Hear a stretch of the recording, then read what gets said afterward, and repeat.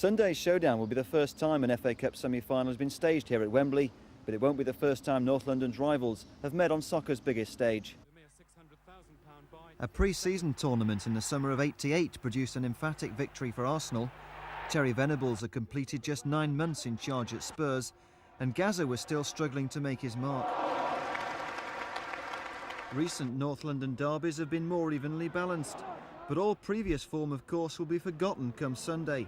And until the contest is over, so too will the close friendship between the rival managers. He's not a mate anymore, so now we're in the semi-final. Is that right? I mean, can you lose that friendship on the day? No, oh well, on the day, I mean, he wants his team to win, and I do too, same as any supporter on the opposite sides. We're very good friends, but we've only got one thing in our mind, is that for our own team to get through.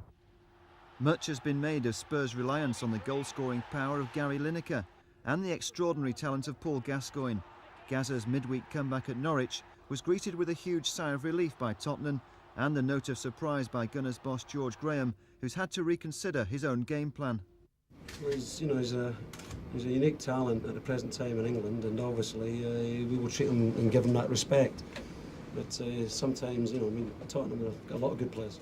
But Arsenal are not short of match winners of their own. Oh, what a tremendous goal! Well, while Arsenal and Spurs do battle at Wembley, West Ham must go to Villa Park for their showdown with Nottingham Forest. But for West Ham boss Billy Bonds, the road to Wembley is one he knows well. Just like his North London counterparts, Bonds knows what it's like to be an FA Cup winner at Wembley. Unlike his opposite number, Brian Clough, Bonds lifted the trophy for the second time against Arsenal in 1980. A lucky omen, perhaps.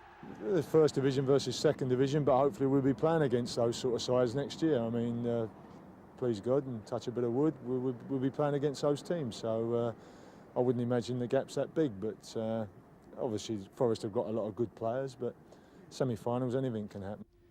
A midweek defeat at second division promotion rivals Brighton wasn't the perfect semi-final preparation for the Hammers.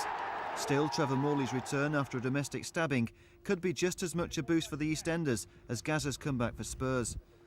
Meanwhile, Hammers fans may feel they're missing out by not having their semi-final at Wembley.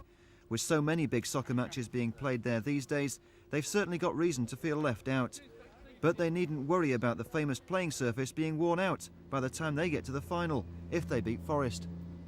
You can see by, as we're standing here now with the pitch behind me, that the surface really is superb. One thing where we are lucky here at Wembley, we really do believe that our groundsmen are the best in the business. Steve Tingley and his men do a superb job for us, and it's that expertise that helps us to keep the pitch in such pristine condition.